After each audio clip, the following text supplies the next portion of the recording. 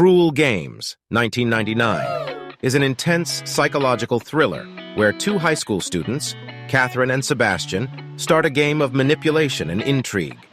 They find their victims among their classmates and try to destroy their lives, aiming to destroy their reputation and psychological stability. Catherine teaches one of her students to kiss her. This dangerous game becomes more and more intricate and unpredictable, revealing the secret and darker sides of human nature.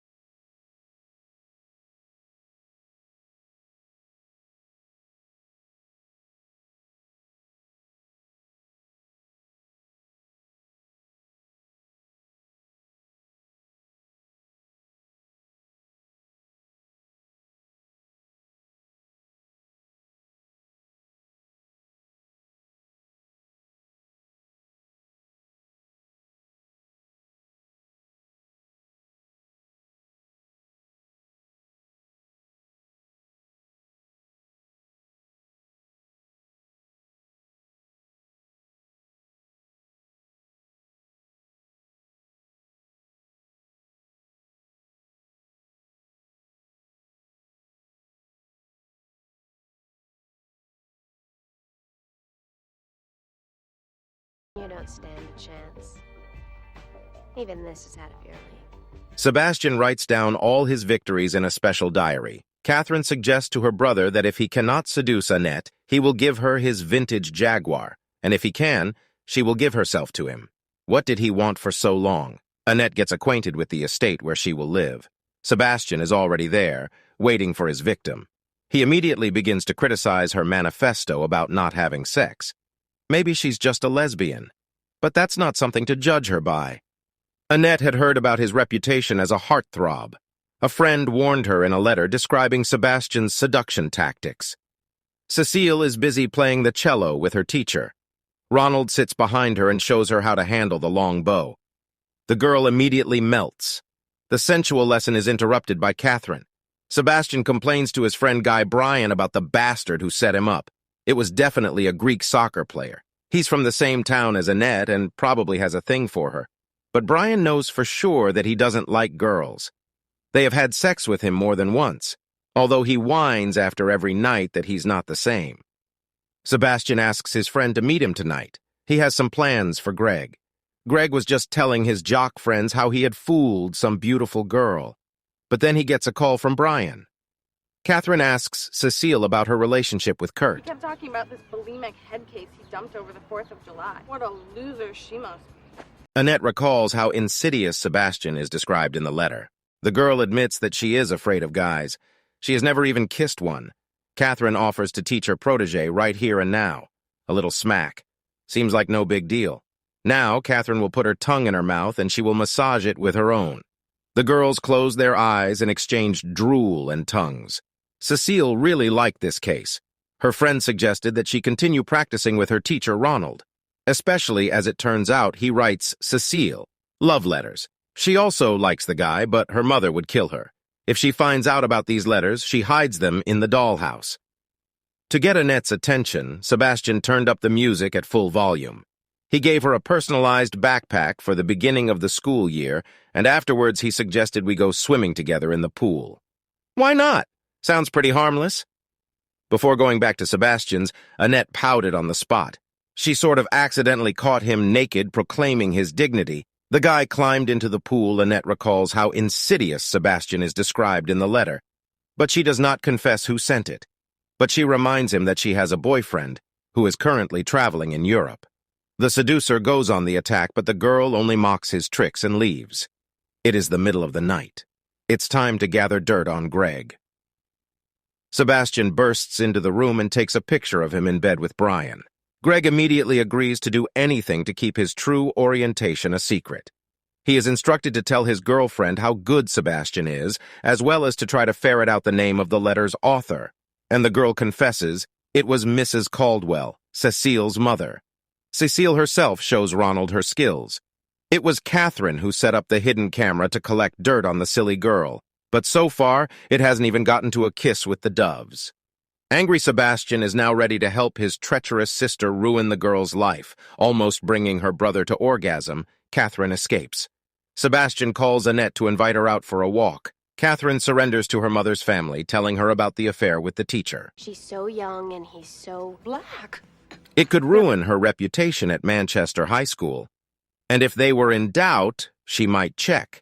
Peeking into the dollhouse of the bathhouse caused a scandal and kicked Ronald out, forbidding him to see his daughter. Not to be deterred. At the same time, from the racist remarks, brother and sister continues the sly game and tells the musician that Cecile is also not indifferent to him.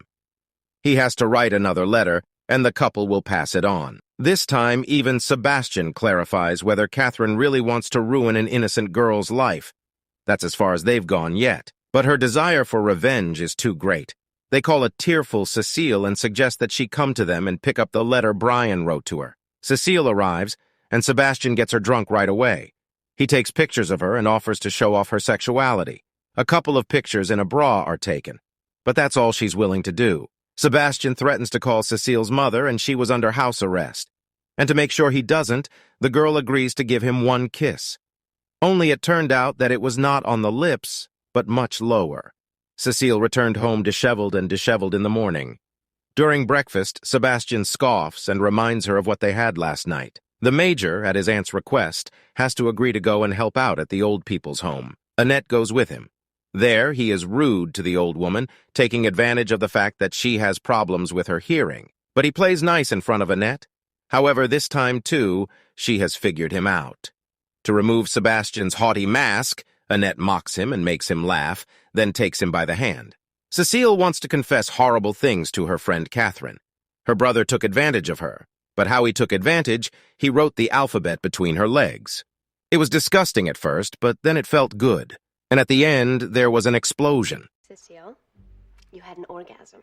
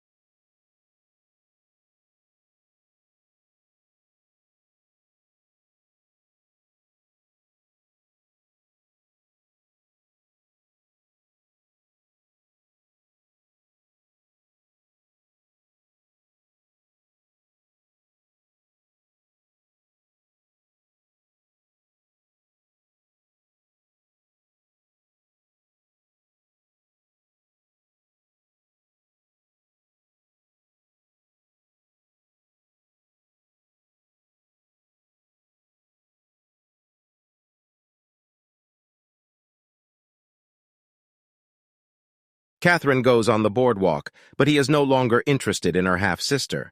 Then she reminds her that Annette is the headmaster's daughter, and he certainly doesn't want a son-in-law with such a reputation. Catherine is also convinced that people don't change overnight, and Sebastian is still as much of a bastard as she is. The major intends to confess everything to his lover and arrives at her house. But on the spot, he lies that he doesn't love her but just wanted to know what it's like in bed. The guy cries and keeps saying nasty things to her. Frustrated, the girl screams and chases the scoundrel away. Now he comes to Catherine to tell her that he broke up with Annette. Now he is ready to take what is owed to him, but his little sister is waiting for Ronald. Then Sebastian pulls out a letter from the musician addressed to her. He's arranged a rendezvous for the couple, and Ronald has stayed with Cecilia, so there's no need to wait for him. Catherine taunts Sebastian. She has made him give up his first true love. He is just a toy in her hands. She also won't let him because she doesn't sleep with losers. Sebastian realizes he screwed up and now tries to call Annette, and then comes to her house, but they won't let him in. Then he asks her to give him a letter. In it, he repents that he took pleasure in making fun of others. Now he has offended the one he has fallen in love with. He also gave her a diary with a collection of his love triumphs. He devoted a separate page to his half-sister, and Annette's page is titled with the word Parry. At night, Catherine calls Ronald and lies about Sebastian hitting her. The girl asks him to come and support her. The musician leaves Cecile in bed to sleep alone. Catherine also told him about the girls and her brother's amusements. At the same time, Annette went out looking for Sebastian. Ronald gets to the major, and a fight breaks out between them. Annette wants to break them up, but falls in the driveway. Sebastian saves the girl at the last moment, but he himself is hit by a car. He squeezes Annette's hand and confesses his love. He, alas, was not destined to survive the accident. In the church toilet did the girl inhale the next batch of drugs. Annette comes out of the stall. She suggests that the bitch turn to God to make it easier for her to cope with her loss. Catherine gives a memorial speech. Somehow, one by one, the students get up from their seats and go outside, all the while looking back at the girl. Outside, Cecilia hands out some kind of notebook to everyone. It is Sebastian's diary, which details all of his stepsister's sins. The headmaster takes a cross from her hand and sends out a white powder. The reputation Catherine held so dear is trampled, and Sebastian's vintage Jaguar will now be driven by Annette.